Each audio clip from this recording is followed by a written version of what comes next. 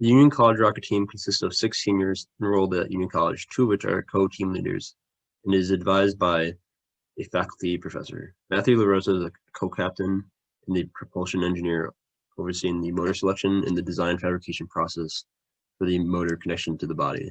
Max Jakeway is a co-captain as well, and this is the structural engineer overseeing the design and fabrication of the rocket body.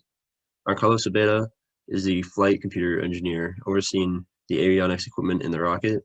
Lucas Cavadange is a simulations engineer overseeing rock sim simulations and other system modeling. Daniel Gioioso is the payload structural engineer overseeing design and fabrication of the payload body. And Leo Manami is the payload electronics engineer overseeing the design and fabrication of the payload electronics. Professor Andrew J. Ropoff served as the primary advisor for the team.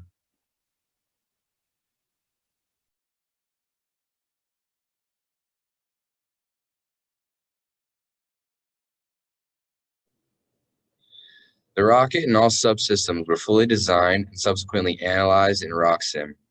The total height of the rocket is 92 inches and consists of 4 subsections. First is the nose cone, followed by the payload body airframe. The payload body is connected to the forebody with a coupler which connects the 2 bodies' different size diameters. The fore airframe is then connected to the electronics bay, which is also connected to the aft section of the body.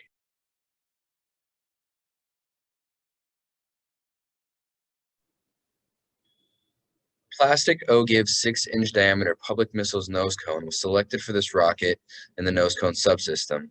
A wooden laser cut bulkhead is attached to the nose cone with 440 psi strength JB Clearwell epoxy.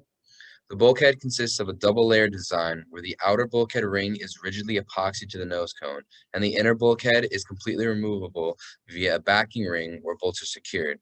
The removability of the inner bulkhead section is due to the ejection charge and the ejection charge computer being mounted to this inner bulkhead. This allows for access to the top of the nose cone to add ballast materials to stabilize the rocket, as well as access to the computer prior to launch. A nylon shock cord is also secured between the nose cone and the payload bay.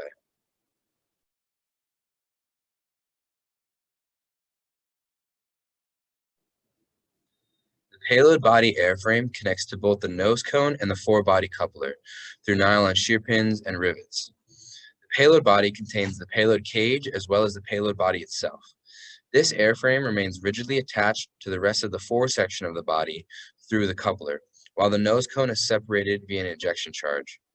The body tube is a 6-inch fiberglass phenolic wall with a thickness of 0.13 inches and a length of 11.75 inches. The 6-inch diameter was chosen due to the team participating in the SDL Payload Challenge, which requires a minimum equivalent of a 4x4 3 CubeSat to be placed within the rocket. The payload body is secured to the nose cone with 3 256 1/4 nylon shear pins. These shear pins are used here as the nose cone and payload body will be separated during flight to release the payload. The shear pins have a shear weight of 63 pounds and will be sheared off by a pressure buildup within the payload due to the ejection charge. The payload body is secured to the forebody coupler through 3 rivet connections, and the payload body frame is the housing compartment for the deployable payload. The payload itself sits within an acrylic cage structure that is bolted to the front forebody coupler bulkhead.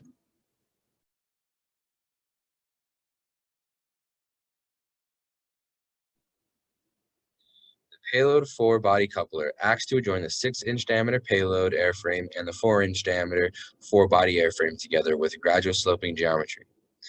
The optimal shape of the coupler was determined to be a gradual slope, as it would be the most aerodynamic and not cause additional drag. Coupler section is not part of the rocket that needs to be separated at either connection, so it is secured through rivets to both the payload tube and the forebody tube.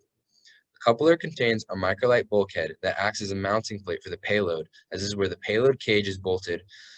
The bulkhead is secured to the coupler with 440 psi strength JB Clearwell epoxy. As part of this was not able to be commercially purchased, it is designed in SolidWorks and then was 3D printed. The chosen material for the part was ABS, as it was stronger than the alternative material PLA.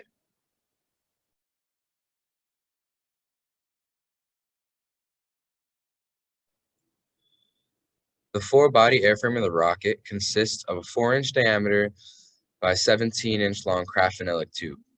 The main function of the four-body is to house the main parachute with heat shielding material during flight and then separate from the aft section of the rocket through an ejection charge. There is a microlight bulkhead at the coupler end of the airframe. This bulkhead is secured with 4,400 psi strength clear weld epoxy. The bulkhead also has a single steel U-bolt that acts as an anchor point for the nylon shock cord that attaches to the main parachute. The fore airframe is then connected to the electronics bay through three 256 by 1/4 inch nylon shear pins.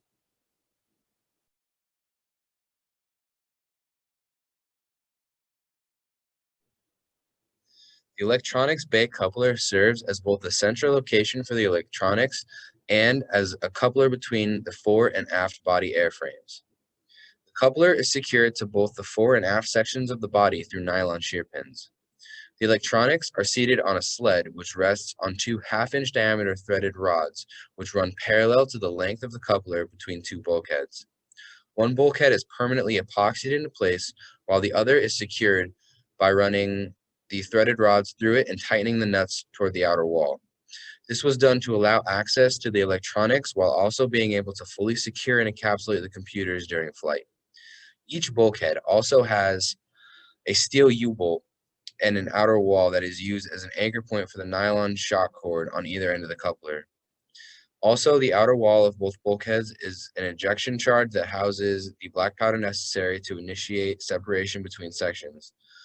Bulkheads also each feature a 1/8 inch through hole for wiring connection between the flight computers and the ejection charges.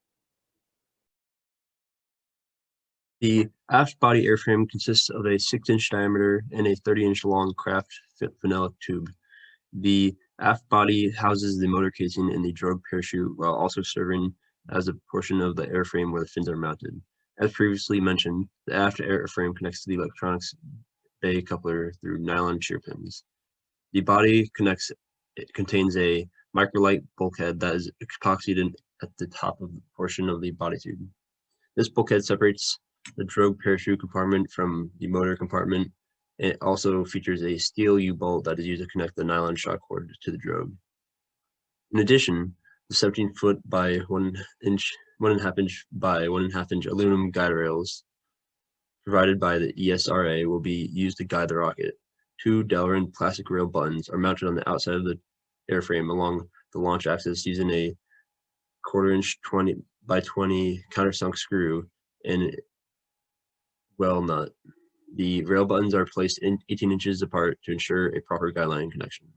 Three 1-inch thick concentric rings were utilized to align and support the 75mm Aerotech motor casing.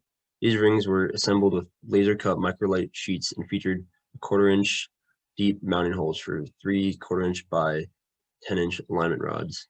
The centering rings were secured to the aft airframe and the alignment rods with the high strength steel reinforced JB weld with a tensile strength of 3,960 psi.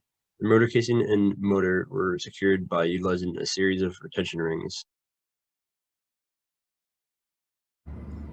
Through ROXM analysis, we decided on the Polk Missiles B09 fin model in order to ensure a static margin of under 2 for optimal stability.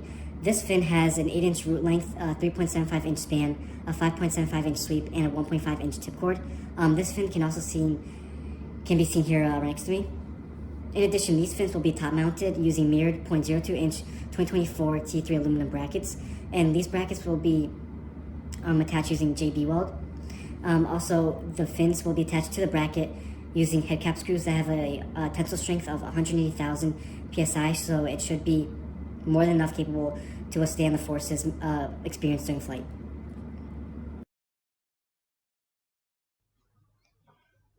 Flight control of the 2021 rocket is accomplished by dual redundant Altus Telemetrum flight computers that activate the apogee and main charges during flight. These computers are also responsible for telemetry and data logging. The two telemetrums are driven by an ARM Cortex M3 microcontroller and are powered by a 1-cell, 1 amp-hour lithium polymer battery. Each telemetrum has a variety of sensors, including an accelerometer, barometric altimeter, and GPS module, as well as a 433 MHz radio for telemetry and flash memory for data logging. The flight computers are both armed independently on the launch pad and then automatically detect the various phases of flight, including launch, boost, apogee, and coast.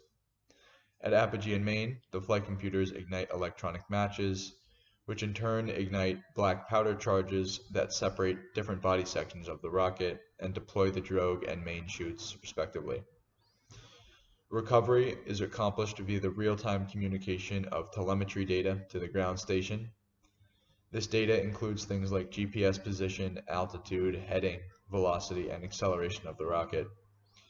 Once landed, the GPS position of the rocket is displayed on the ground station and can be used to recover it from the field. In the event that this telemetry system fails, including if the communications link fails, the telemetrum is also programmed to emit a locating beacon that can be detected with a handheld radio receiver. Finally, the flight data is logged to the onboard flash memory and can be retrieved post-flight via USB. In addition to the primary flight computers, the 2021 rocket also employs an Altus Easy Mini computer in the nose cone to deploy the payload. This Easy Mini uses a barometric altimeter to fire the payload charge at a predetermined altitude. The performance of this subsystem for payload deployment does not impact the main flight electronics nor the recovery of the rocket at all.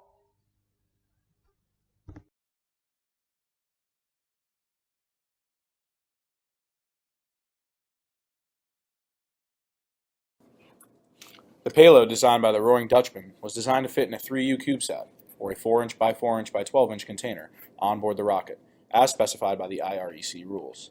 The payload has a maximum diameter of 3.86 inches to ensure that it fits in the CubeSat container, as specified.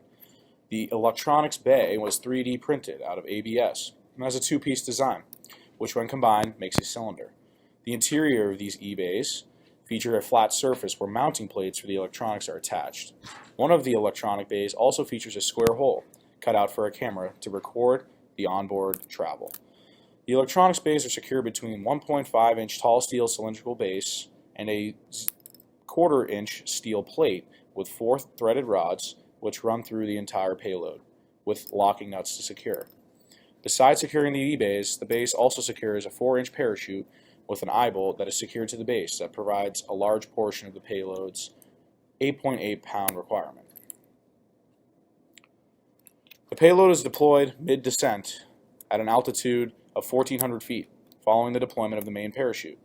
The deployment is initiated by independent flight computer altimeters that recognize the rocket's altitude is then at 1,400 feet and ignites an ejection charge aft of the bulkhead in the nose cone. This ejection charge causes a controlled explosion which pressurizes the compartment and causes the nose cone to separate from the payload body.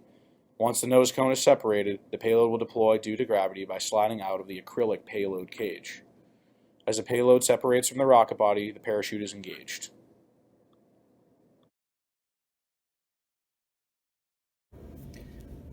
This is the deployable sensor and video suite inside the rocket payload. The suite consists of sensors to detect launch and measure atmospheric conditions and a camera to obtain in-flight footage. The accelerometer detects when the rocket is vertical on the launch pad and triggers data collection once it senses a launch. The atmospheric sensor collects valuable information about the environment, such as temperature, CO2 levels, barometric pressure, and volatile organic compound concentrations. The camera, which is pointed at the outside of the payload, provides in-flight footage.